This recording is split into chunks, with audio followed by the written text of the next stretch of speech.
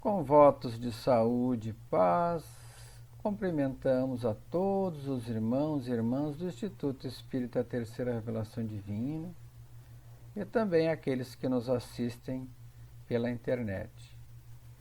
Chegou o momento da nossa palestra. Hoje vamos tratar do tema Não vim destruir a lei, capítulo 1 do Evangelho segundo o Espiritismo. Antes, convidamos a todos a serenarem os pensamentos, acalmarem as emoções e juntos, todos nós, elevarmos nossos sentimentos a Deus, nosso Pai, em profunda gratidão por mais esta oportunidade, pela vida e por tudo que nos concedes. Agradecer ao Mestre Jesus, o nosso Senhor, agradecer à espiritualidade amiga do Instituto Espírita Terceira Revelação Divina, também os nossos mentores individuais, nossos anjos de guarda, e pedir que aclareiem o nosso raciocínio, o nosso pensamento, para que possamos estar receptivos para os ensinamentos do Evangelho de hoje, que possamos colher aquilo que necessitamos para acalmar as nossas aflições e elevar então o nosso bem-estar com mais confiança, fé e esperança na vida e em dias melhores, em um novo tempo. Assim, em nome de Deus, de Jesus e da espiritualidade mentora do Instituto Espírita Terceira Revelação Divina, iniciamos as nossas reflexões de hoje. Que assim seja. O capítulo 1, Não vim destruir a lei do Evangelho, começa falando de Moisés, né? Na realidade, começa falando das 3 revelações. As revelações do Monte Sinai com Moisés, as revelações do Cristo, o advento do Cristo, e as revelações do Espiritismo. Também da aliança entre a ciência e a religião e a nova era. Esse é o capítulo 1 do Evangelho segundo o Espiritismo. Então, a primeira revelação, segundo o Evangelho, chegou à humanidade com Moisés, por meio do Código do Monte Sinai. O que é o Código do Monte Sinai? O Código do Monte Sinai são os 10 mandamentos, que constam lá do Êxodo 20. E o nosso codificador, Allan Kardec, então, inicia o Evangelho justamente falando dessa primeira revelação. E nos traz, então, os 10 mandamentos. O primeiro deles ensina que Deus é único, né? Que não deveremos ter outros deuses, né? Outras crenças, que não deveríamos ficar cultuando, né, imagens de objetos da terra, nem o que está na terra, nem o que está embaixo da terra, nem o que está nos mares. Ou seja, que devemos adorar ao Deus de infinito amor e bondade, esse Deus de sabedoria, de justiça, de que nos fala a doutrina espírita. Não devemos pronunciar o nome de Deus em vão. Quantas vezes se ouvia, às vezes, as pessoas maldizendo Deus em razão de uma dificuldade, culpando Deus. Deus sabe do que necessitamos.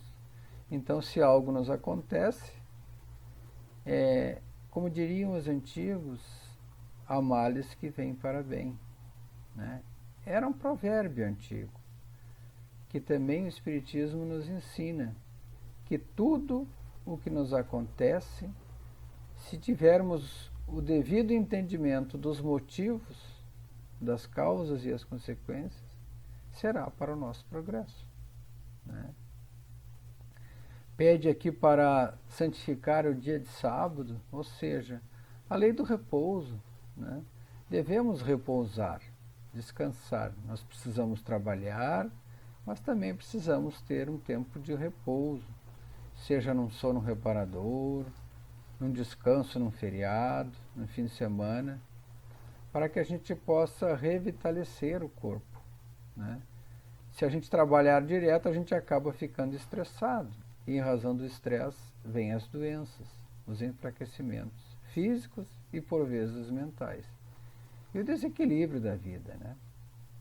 Ensina a honrar vosso pai e vossa mãe, a fim de terdes longa vida na terra. Os nossos pais e as nossas mães, aqueles que nos trouxeram ao mundo pela concepção, ou aqueles que nos criaram como pais adotivos, como aquela pessoa que cuidou de nós na infância, são pessoas que merecem todo o nosso carinho e todo o nosso mérito, né? Pois foram aqueles que nos protegeram naqueles momentos iniciais em que chegamos neste mundo como espírito encarnados e ainda não tínhamos condição de vivermos por nós mesmos. Éramos seres frágeis, né? Também nos cuidaram, nos educaram para a vida. E se hoje somos o que somos nesta encarnação, devemos então àqueles que foram os nossos pais, né? Na nossa infância, na nossa adolescência, e muitos ainda continuam na vida adulta, né? É claro que isso há uma temporalidade, né? Alguns de nós têm pais por mais tempo, outros por menos tempo. Pais encarnados, eu digo, né? Porque uns partem um pouco mais cedo para a espiritualidade, outros um pouco mais tarde. E alguns até seguem outros destinos da vida. Mas o Evangelho nos ensina que devemos honrá-los, né? E inclusive cuidá-los e atendê-los na velhice. Não matareis, não matar, né? Não usar da violência, né? Para com o outro, para com o próximo, para com a natureza. Não cometeis adultério, não adulterar as leis, as normas, as relações, as confianças das pessoas que vivem conosco, dos nossos familiares. Pois isso, por certo, nos trará sofrimento, né? Agir de acordo com a lei humana, de acordo com a lei divina. Esse é o caminho. Conviver bem com o nosso próximo, respeitando e sendo respeitado. Não roubareis, né? Aqui é não desejar o que é do outro, não tirar aquele bem que muitas vezes aquela pessoa conquistou com tanto sacrifício, com tanta luta. E às vezes é objeto do seu sustento, da sua aposentadoria, né? E algo que ela precisa para viver.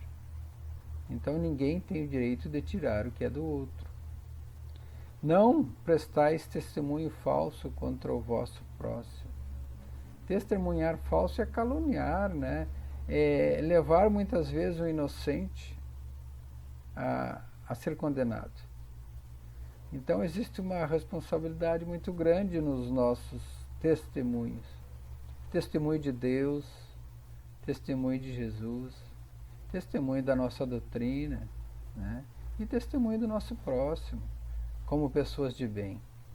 Então não sermos falsos nas nossas opiniões em relação ao que acreditamos e em relação ao nosso próximo. Devemos procurar, sim, ser autênticos no nosso ser e no nosso existir. Não desejar as coisas, a mulher, os objetos, nada do próximo, né? O que é do outro, é do outro, né? O que o outro conquistou é um direito seu. Ele que faça o bom uso das coisas. Se fizer mau uso, o problema será dele, não será nosso. Mas que a gente não seja avarento, desejando as coisas dos outros, né? E mais ou menos aí estão resumidos, né? Os mandamentos do Código do Monte. E depois o Evangelho trata então do Cristo, do advento do Cristo. E Jesus dizendo então, não penseis que eu tenha vindo destruir a lei ou os profetas, não os vim destruir, mas cumpri-los. Porquanto em verdade vos digo que o céu e a terra não passarão sem que tudo o que se acha na lei esteja perfeitamente cumprido, enquanto reste um único iota e um único ponto. Então Jesus está dizendo que ele não veio destruir essa lei de Moisés, ou essa lei, digamos, do Código do Monte Sinai, mas veio cumpri-la, né? Ele veio e cumpriu essa lei por meio de ensinamentos, por todo o período que ele passou a peregrinar pela terra e ensinar, por meio de parábolas, por meio de exemplos. Tudo que ele ensinava, por onde andava, ele sempre colhia a oportunidade dos fatos, dos acontecimentos, dos costumes daquela gente que estava visitando.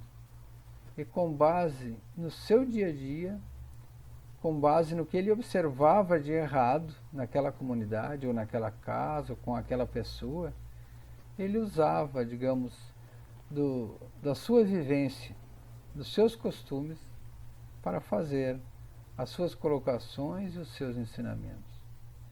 Ele falava que devemos cuidar do corpo e da mente, devemos, digamos, ter fé. E quantos doentes Jesus curou, né? E dizendo, vai, a tua fé te curou, né? Ou seja, fazendo com que buscássemos dentro de nós a força necessária para superar as nossas dificuldades, sejam de saúde, dificuldades de relacionamento, dificuldades materiais, até mesmo a falta de fé. Tudo tem solução quando se procura agir de acordo com os ensinamentos do Cristo. Mas a respeito desses 10 mandamentos, do Código do Monte Sinai, que foram trazidos por Moisés, além de vivê-los, esclarecê-los, né, cumpri-los, como ele disse, ele ainda simplificou. Certa vez perguntaram a ele, né, quanto às leis de Moisés perfeitamente ditas, né, propriamente ditas, ele então explicou. Perguntaram-lhes qual era a maior das leis, desses mandamentos. Qual era o maior desses mandamentos? E ele resumiu. Em verdade vos digo que o maior dos mandamentos é este: amar a Deus acima de todas as coisas e ao próximo como a si mesmo. Aí estão todas as leis e os profetas. E há uma segunda: ama o teu próximo como a ti mesmo. Então ele reduz, né, sintetiza aqueles 10 mandamentos, ou toda a lei humana, na lei do amor a Deus sobre todas as coisas e no amor ao próximo como a nós mesmos. E acrescenta que o céu e a terra não passarão sem que tudo o que digo seja cumprido, até o último iota, né? Então, sendo filhos de Deus, todos, sem distinção, né, precisamos entender essas leis, a lei do amor, para viver em amor.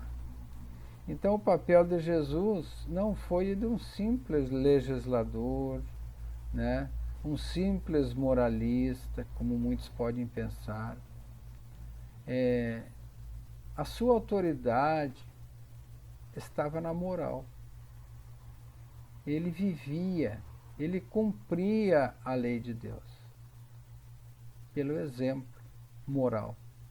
Então, de nada adianta a gente ficar falando também sobre as coisas, sobre a lei moral, o Evangelho de Jesus ou a doutrina espírita, e não cumpri-lo. A gente tem que procurar, pelo menos, esforçar-se para cumprir a lei. E o Espiritismo, então, vem, né, lá pelos idos de 1850, com todos aqueles fenômenos que ocorreram na Europa e no mundo, e o codificador Allan Kardec, né, que juntando milhares de informações e comunicações mediúnicas, consta do livro Obras Póstumas, que quando ele se convenceu a respeito da doutrina espírita, foi-lhe entregue mais de 50 cadernos escritos de mensagens mediúnicas que os irmãos, que antes já vinham estudando o Espiritismo, tinham anotado. Então ele estudou aqueles 50 cadernos, participou de sessões mediúnicas, fez viagens, né? E com base em todas essas observações, essas experiências, e devidamente intuído pela espiritualidade, soube, né, bem codificar e trazer, sintetizar, então, a doutrina espírita de uma forma, digamos, clara, inteligível para todos nós. Então, o Espiritismo é a ciência nova que vem revelar aos homens, por meio de provas irrecusáveis, a existência e a natureza do mundo espiritual e suas relações com o mundo corpóreo. Então ele vem nos demonstrar, né, a existência da vida após a morte do corpo. Não só demonstrar, como provar, né, essa vida, através das milhares de comunicações mediúnicas recebidas, tanto na época da codificação, quanto a posteriori. As milhares de obras espíritas que temos, mediúnicas, tocando em itens importantes da doutrina espírita e do Evangelho e da moral cristã, sobre as leis de Deus, para o nosso melhor entendimento. Porque o mandamento maior, se entendido, é mais que suficiente. Amar a Deus sobre todas as coisas e ao próximo como a ti mesmo, a lei do amor. O problema é que ainda tão pequenos que somos, né, não entendemos ainda a profundidade dessa lei. Então, necessário faz que se explique, né, e essas explicações nós encontramos, então, na doutrina espírita. Então, as relações que o Cristo alude, em muitas circunstâncias, vêm daí que muito do que ele disse permanece inteligível, né, ou permanecia inteligível, justamente por essa nossa dificuldade de entender. E o Espiritismo, então, vem como terceira revelação a nos esclarecer essas leis do Antigo Testamento. E fala também o Evangelho, nesse capítulo, da aliança da ciência e da religião. E diz que a ciência e a religião são duas alavancas da inteligência humana. Uma revela as coisas do mundo material e a outra as coisas do mundo moral. Tendo, no entanto, essas leis o mesmo princípio, que é Deus, não podem contradizer-se. Se fosse a negação uma da outra, uma necessariamente estaria em erro e a outra em verdade. Porquanto Deus não pode pretender a destruição de sua própria obra. A incompatibilidade que se julga existir entre essas duas ordens de ideias provém apenas de uma observação defeitosa e não de excesso de exclusivismo, de um lado e de outro. Daí um conflito que deu origem à incredulidade e à intolerância. Houve, no passado, por exemplo, no Egito Antigo, tudo girava em torno do templo. O templo era a escola de mistérios, ou seja, a escola do mistério da vida, a escola da vida. Também era o local de atendimento do pronto-socorro, do hospital, onde os doentes eram curados. Era no templo, né, que se professava a fé religiosa. Era no templo que se faziam pesquisas científicas, astronômicas, de estudo da vida, do corpo, da medicina, da forma de trabalho. Tudo girava no templo, né? No templo se construíam as leis e no templo estavam os tribunais superiores, tipo no antigo Israel, o Sinédrio, né? Então girava em torno do templo. O próprio templo que ungia os reis.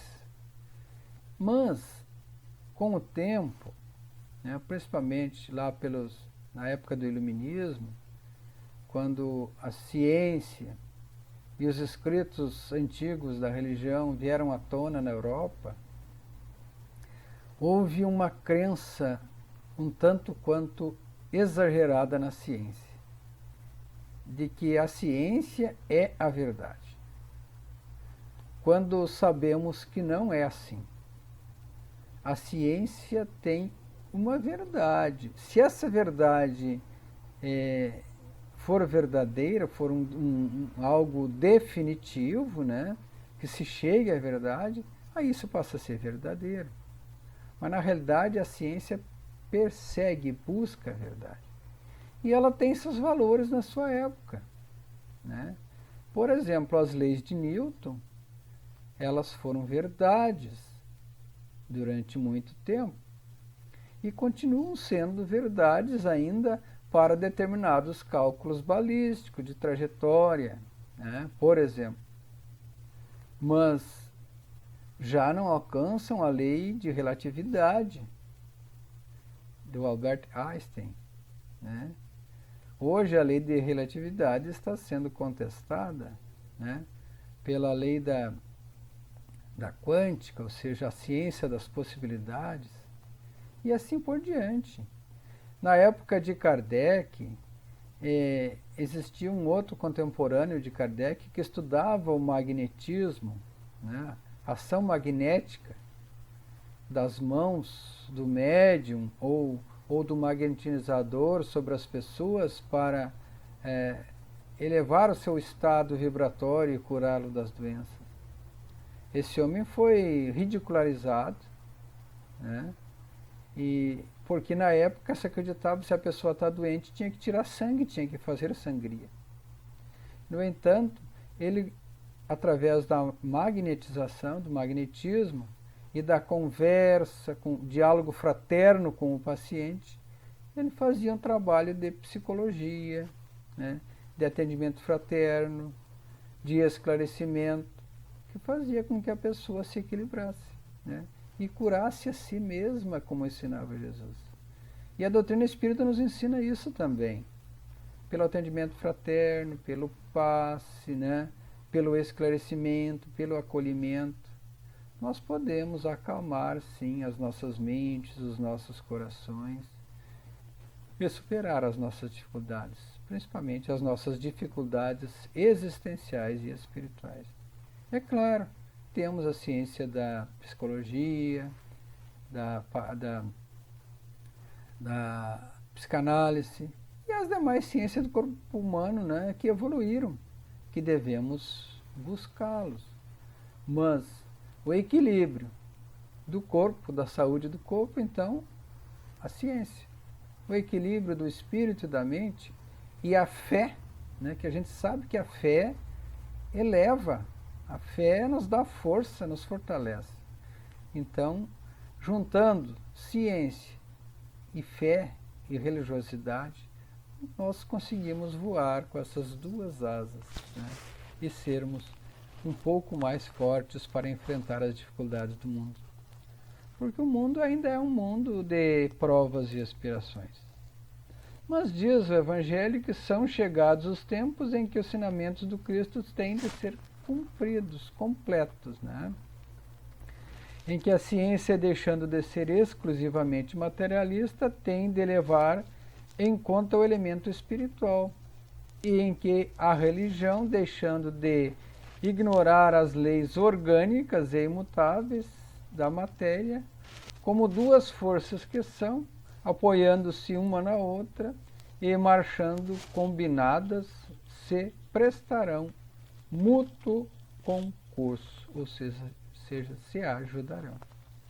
E o Evangelho fala então, ainda para encerrar esse capítulo, que está chegando a época de uma nova era para a humanidade, né? Em que sairemos desse planeta de expiações e provas e chegaremos a um planeta mais evoluído, onde os seus habitantes, né, sejam mais voltados ao bem e menos ao mal. E onde que está o bem? O bem está na lei do amor, de desejar o bem uns para os outros, do cuidado de nós mesmos, do cuidado dos nossos familiares, do cuidado dos nossos amigos, a nossa dedicação à tarefa na casa espírita, seja online ou seja presencial, não importa, pois o centro espírita, mesmo em tempo de pandemia, em tempo desse sofrimento coletivo, ele sempre esteve aberto. Nós não paramos, no caso do Instituto Espírita, com as nossas palestras, não paramos com as nossas preces, com as nossas irradiações, e procuramos atender materialmente a casa espírita, né, nós que eu digo a casa espírita, aqueles necessitados, né, da ajuda material durante esse tempo. Então, nos mantivemos estudando também, né, ligando, atendendo uns aos outros.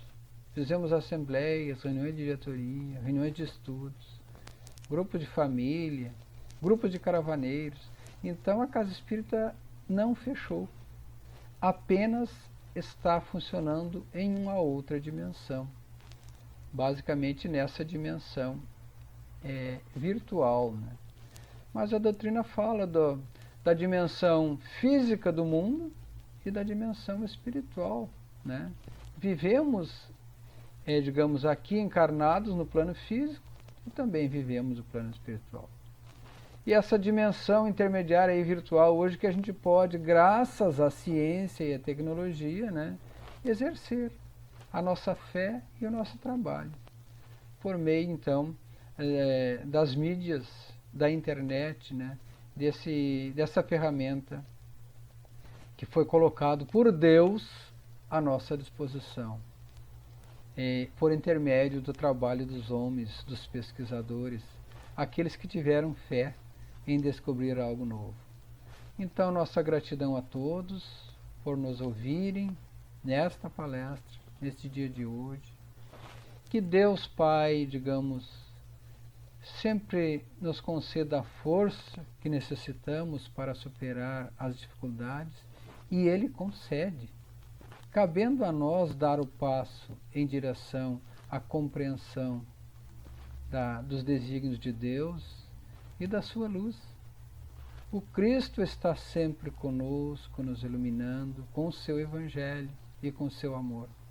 E a espiritualidade amiga da casa espírita nossa, das nossas casas espíritas, tem trabalhado mais do que nunca para atender tantas pessoas sofredoras neste momento de pandemia.